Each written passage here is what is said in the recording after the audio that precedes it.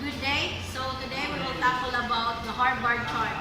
Together with my reference, the Admiralty, symbols and abbreviation, or chart 5011. Today, the basic parts of the Harvard chart. So to know the title of the chart, so this is the Korea South Coast approaches to Masan, Jinhae, and Busan. So this is the title of the chart.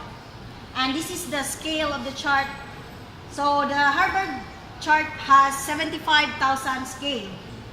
Then to know the seal, so this is the seal of the chart. The chart number where the chart is located or encoded. And this is the corner coordinates.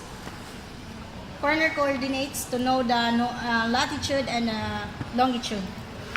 And the conversion scale. So that's all.